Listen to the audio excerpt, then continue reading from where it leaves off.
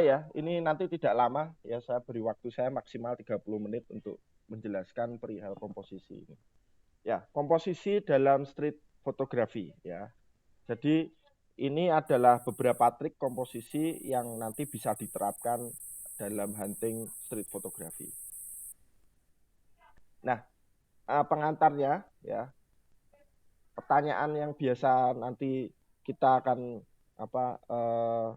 hadapi dalam fotografi itu, apa sih fotografi itu ya.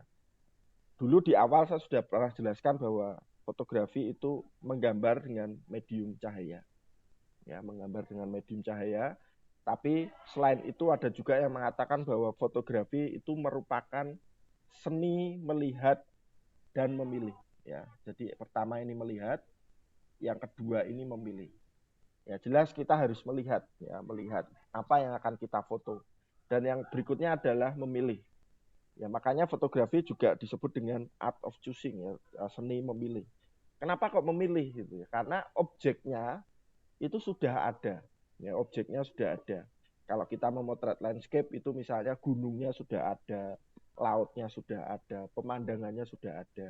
Kalau kita melihat pertunjukan, pertunjukannya sudah ada dan seterusnya. Nah, yang kita lakukan itu memilih waktu yang tepat untuk memotretnya, angle yang tepat untuk memotretnya, ya, diafragma yang tepat untuk memotretnya, speed yang tepat dan ISO yang tepat itu seperti apa. Jadi lebih ke persoalan memilih. Nah, persoalan memilih ini memang apa ya, lebih kompleks ya, jauh lebih kompleks karena memilih dalam fotografi itu ada kaitannya dengan proses penciptaan itu gitu. Nah, biasanya yang menjadi pertanyaan berikutnya itu, lah terus ketika kita sudah memilih waktu yang tepat, memotret yang tepat dengan teknik seperti apa, itu bagaimana sih menilai sebuah foto? Apa sih foto yang bagus itu? Seperti apa sih foto yang bagus? Seperti apa sih foto yang jelek? Nah, kan pertanyaannya kan itu. Nah, pertanyaan ini ternyata nanti ekornya juga akan lebih banyak lagi, ya. Karena nanti persoalan bagus atau tidak akan memunculkan pertanyaan berikutnya. Apakah foto yang bagus itu mesti harus tajam? Ya. Jadi kalau tajam, kalau detail, apakah itu selalu foto itu disebut bagus? Nah, terus apakah foto itu harus cerah? Berarti foto itu harus siang dong. Kalau malam piye gitu misalnya. Lalu ada pertanyaan berikutnya, apakah mesti normal eksposurnya? Jadi kalau memotret meteringnya itu apakah mesti harus di tengah? Nah, lalu ada juga yang bilang, apakah foto yang bagus itu harus bokeh? Gitu. Karena ada beberapa orang yang sangat menyukai bokeh. Dia kalau foto itu harus yang bokeh gitu ya. Bahkan kalau Anda terjun di dunia prewedding ya, prewedding, dunia fotografi komersil, itu biasanya memang klien itu suka dengan foto yang bokeh gitu ya. Makanya biasanya investasi di perlengkapan kamera dengan bukaan besar, lensa dengan bukaan besar itu biasanya menjadi salah satu yang penting kalau untuk komersial. Karena faktanya memang banyak orang yang menyukai foto bokeh. Nah, tapi pertanyaan berikutnya kan, apakah selalu harus bokeh? Gitu. Apakah kalau bokeh itu pasti bagus? Nah, jadi ada pertanyaan-pertanyaan berikutnya, apakah warnanya harus seperti ini, warnanya harus seperti itu, apakah harus seperti ini, harus seperti itu, apakah mesti ini, mesti itu. Dan pertanyaan seputar teknis ini banyak sekali. Ya, seputar teknis ini banyak sekali. Jadi pertanyaan-pertanyaan ini adalah pertanyaan-pertanyaan seputar teknis. Ya, ini teknis.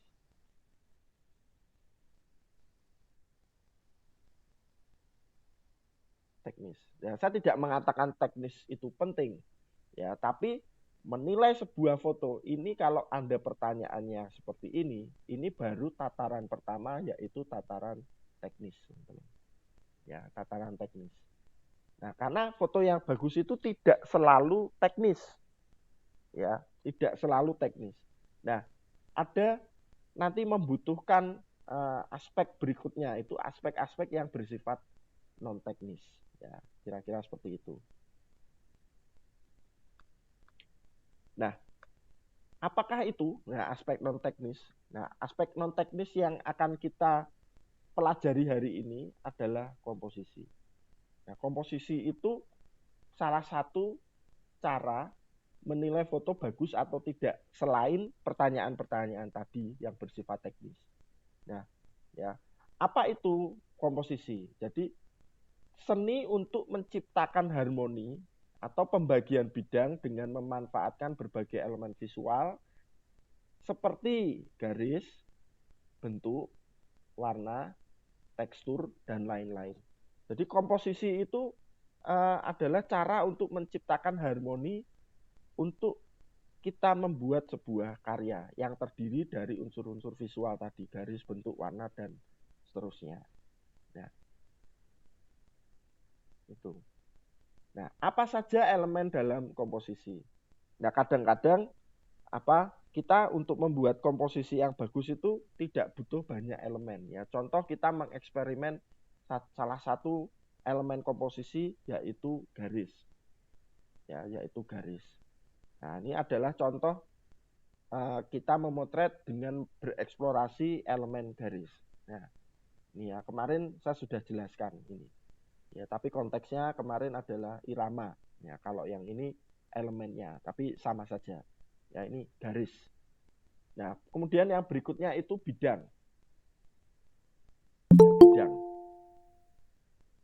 bidang. Yang dieksplorasi adalah bidangnya. Nah, bidang itu adalah pola garis yang membentuk sebuah pola ruang atau bidang ini. Nah, ini contoh ada bidang berupa kotak ini. Ya, berupa kotak ini.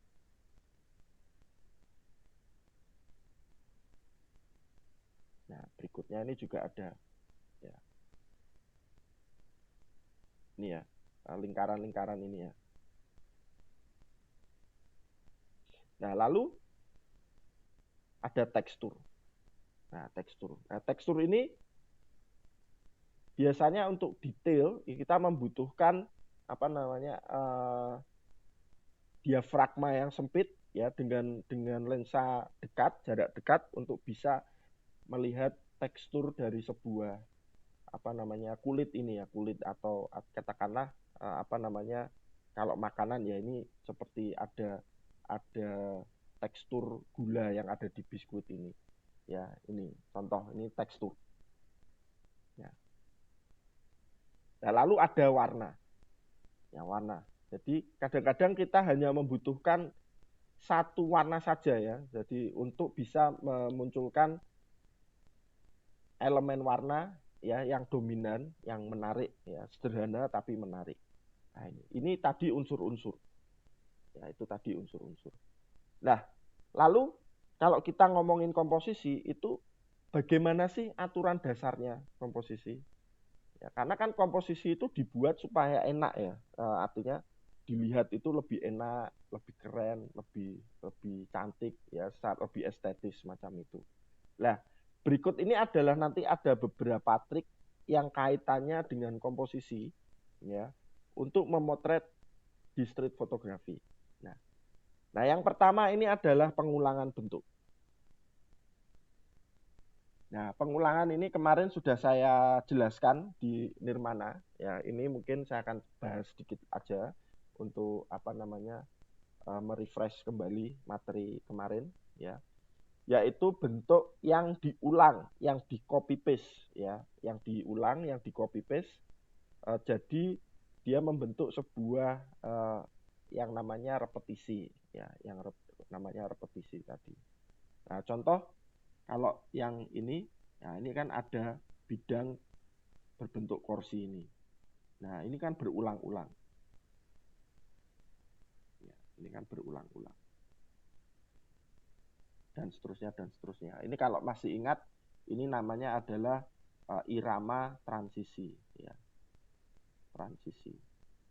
Nah, lalu ada, nah ini bidangnya berulang ya, seperti kotak-kotak ini kan berulang terus-menerus. Tapi bedanya kalau yang samping ini transisi, kalau ini adalah repetisi. Repetisi, jadi pengulangan ekstrim. Gitu ya.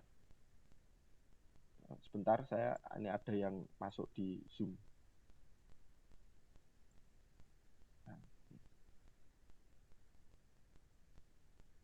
ya, oke. Nah, ini sama, ini adalah transisi.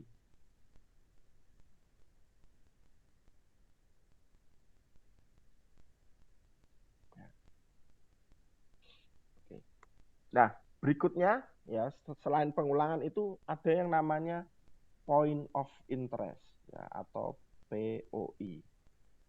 Ya, point of interest. Jadi dalam satu foto itu hanya ada satu titik fokus. Ya, atau satu elemen fokus. Ini contohnya ya. Misalnya ini ya, ini point of interest-nya. Ya, ini juga point of interest.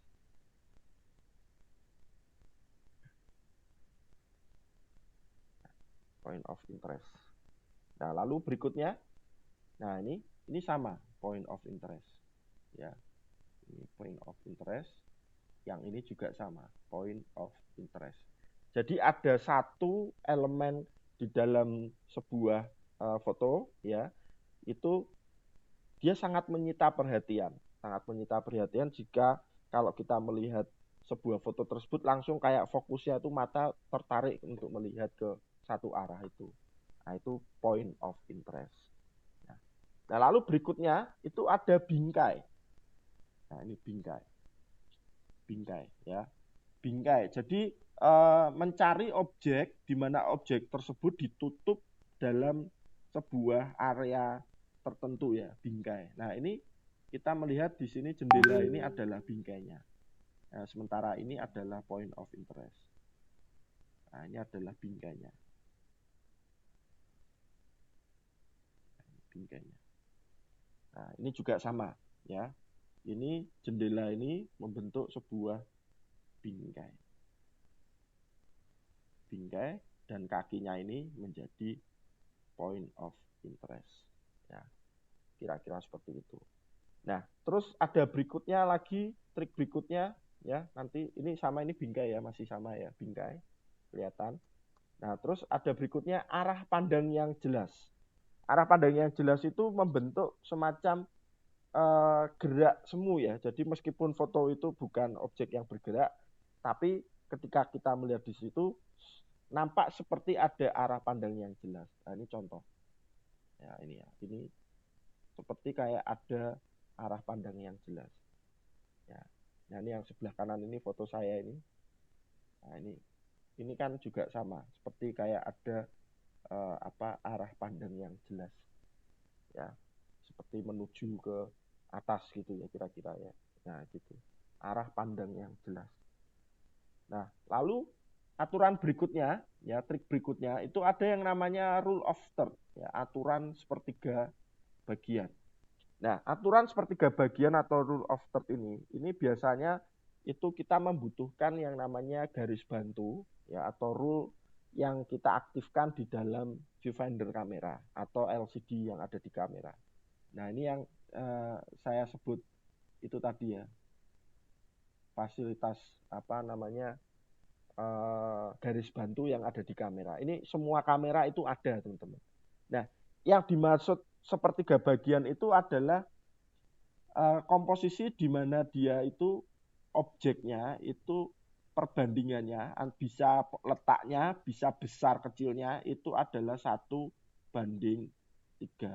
Nah, ini contoh dia posisi letaknya ini ya. Ini letaknya ini kurang lebih 1:3 ya. Ini ya posisinya. Nah, tapi tidak selalu letak ya. Tidak selalu letak. Kadang-kadang juga rule of third ini kadang-kadang bisa volumenya. Ya, bisa volumenya itu perbandingannya 1:3. Nah, ini contoh. Ya. Nah, ini contoh. Ya, yang sebelah kanan ini ya, volumenya ini antara figur dan groundnya ini antara latar ya. Ini latar dengan ini foreground atau objeknya itu kurang lebih perbandingannya 1:3. Nah, kalau yang sebelah kiri ini juga sama, kurang lebih ini letaknya fokusnya itu ada di 1:3. Ya, kira-kira. Nah, meskipun ini rule of third ini tidak selalu matematis ya. Jadi kadang-kadang kita bermain apa kira-kira ya atau apa feeling lah coro-corone bahasa gampangnya itu bermain feeling kira-kira letaknya atau volumenya itu perbandingannya adalah 1:3 ya. Ini contoh ya. Lalu ada juga yang namanya perbandingan golden ratio. Nah, ini golden ratio. Nah, golden ratio ini biasanya dipakai untuk apa namanya interface ini ya, layout ya. Interface layout atau iklan atau poster, tapi ini golden ratio ini juga bisa dipakai di fotografi. Ya, ini golden ratio ini ya ini apa namanya? Yang garis yang melengkung ini. Ya, ini. Kalau ini memang tidak muncul di ini ya di fasilitas viewfinder kamera ya, tapi ini bermain feeling, kita mengira-ngira kurang lebih seperti itu dan pembagiannya memang mirip dengan rule of third, sangat mirip. Ya, ini sangat mirip. Nah, ini. Ya, ini fokusnya pasti ada di spiral ini. Ya, ini sama pembagiannya mirip dengan rule of third. Ini sangat mirip. Gitu. Jadi kadang-kadang antara golden ratio dan rule of third ini bisa dikatakan ini secara apa ya feeling visual itu sangat mirip sekali. Ya, ini. Nah, lalu ada komposisi yang lainnya ya, trik komposisi yang lainnya. Nah, ini adalah fokus pada bayangan ya. Shadow ya. Jadi kita hanya memotret bayangan tok ya tanpa ada kelihatan objeknya. Nah, ini contoh ya. Hanya memotret bayangan tok ini. Ya. Ini nanti untuk penugasan boleh ya menggunakan trik ini ya, memotret bayangan ini ya, shadow. Nah, lalu berikutnya ada mirror atau pantulan.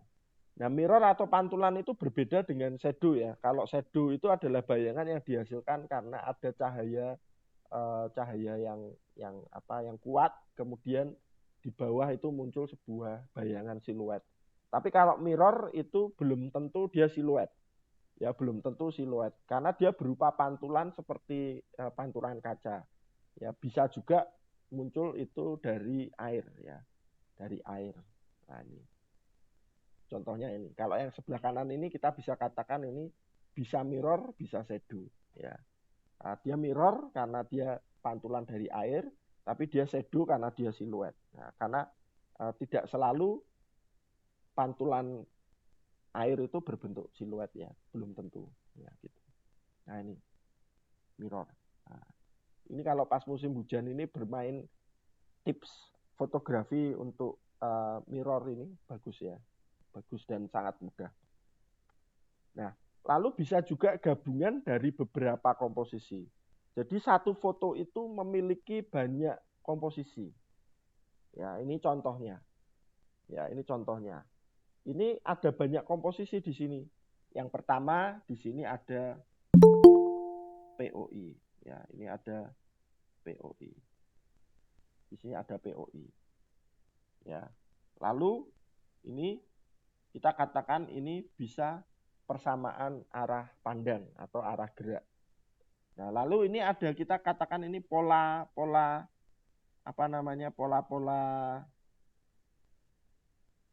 kayu ini ya, pola kayu ini kalau masih ingat itu namanya adalah irama oposisi ya, atau pengulangan acak. Ya, pengulangan acak. Nah, lalu ini kotak-kotaknya ini kita bisa katakan ini adalah repetisi. Ya, repetisi. Jadi di dalam satu foto ini memiliki banyak aturan komposisi ya, banyak elemen komposisi yang kita bisa dapatkan. Nah, biasanya foto-foto itu malah justru seperti ini, jadi lebih dari satu komposisi. Ya, kadang-kadang itu yang kita dapatkan itu malah seringnya seperti ini. Nah, contoh lagi ini ya. Kalau masih ingat kemarin di apa fotografi nirmana itu ada yang namanya keseimbangan ya, balance. Ya, kemudian pola ini, ya, ini pola ini segitiga yang ada di dalam jembatan ini, kita bisa katakan ini adalah irama oposisi. Ya, oposisi bisa, transisi bisa. Ya, kemudian yang kotak yang ini kita bisa katakan ini adalah bingkai. Ya, tadi ada prinsip bingkai. Nah, sedangkan siluetnya ini adalah shadow. Ya, shadow. Ya, jadi ada banyak elemen yang ada di foto ini, termasuk ini juga bisa point of interest. Itu, ya.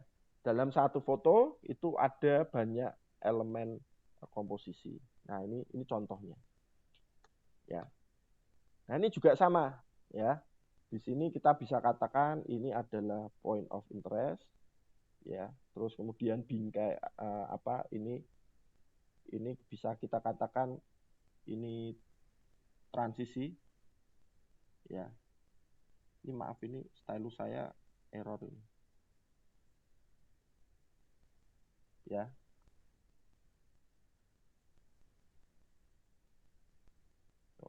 Ini transisi, sementara hitamnya ini adalah bingkai, ya. Jadi transisi repetisi, ada point of interest-nya, ada bingkainya, ada repetisinya, ya. Ini saya nggak bisa ngorek-ngorek ini, maaf nih, stylus saya kayaknya baterainya habis. Ya, berikutnya, ya. Nah, pertanyaan berikutnya adalah apakah aturan itu bisa dilanggar, ya. Jadi kalau kita tahu komposisinya, kalau kita tahu hukum komposisi atau mungkin ilmu tentang teori nirmana dan sebagainya, itu kan adalah aturan komposisi. Nah, apakah bisa dilanggar? Nah, yang Anda perlu tahu itu adalah melanggar aturan itu tidak sama dengan tidak tahu aturan. Jadi sebelum Anda melanggar, itu Anda harus tahu aturannya dulu. Jadi Anda harus belajar dulu tentang komposisi. Setelah Anda menguasai tentang komposisi, Anda baru boleh melanggar aturan komposisi itu. Jadi prinsipnya adalah boleh, tapi Anda harus tahu aturannya dulu. Gitu, ya. Jadi memang komposisi ini tidak selalu dipakai ketika memotret, tetapi bukan berarti tidak penting. Nah, kemudian kita kembali ke awal tadi pertanyaan, Pak, foto yang bagus itu cara menilainya seperti apa sih? Gitu, ya. Foto yang bagus itu cara menilainya seperti apa sih? Nah, tentunya pertanyaan-pertanyaan itu harus dijawab itu dengan ini, ya. Jadi ada 3 elemen atau 3 unsur dalam foto, menilai sebuah foto. Nah, yang pertama itu adalah teknis. Nah, ini teknis. Nah, ini. Ya, teknis. Ya, teknis. Jadi kalau di awal tadi apakah foto harus tajam, bokeh, eksposurnya bagaimana dan seterusnya, itu kita berbicara teknis. Ya. Nah, lalu penilaian kedua itu kita harus masuk ke level berikutnya, itu yaitu komposisi. Ya, komposisi atau sense of art, ya, atau bagaimana kita menciptakan sebuah bentuk-bentuk atau elemen-elemen visual tadi supaya bagus, itu kaitannya dengan komposisi. Nah, hari ini tadi saya berbicara tentang komposisi. Ya, hari ini tadi saya berbicara tentang komposisi. Nah, tapi nanti ternyata 2 aspek ini tidak cukup, teman-teman.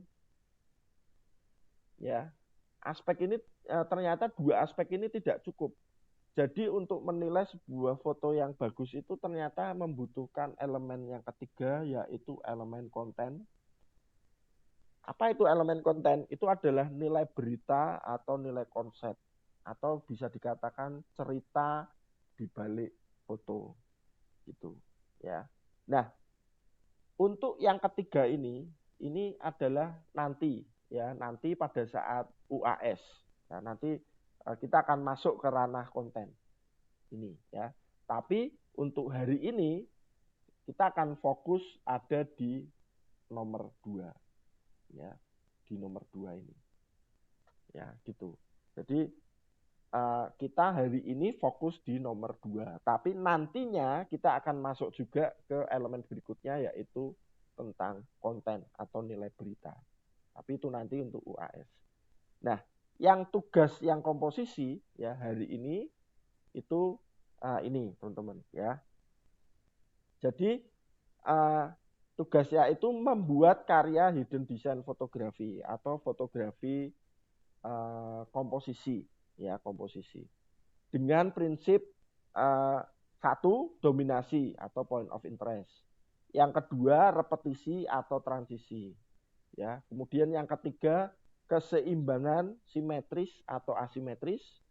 Yang keempat, bingkai. Yang kelima itu rule of third.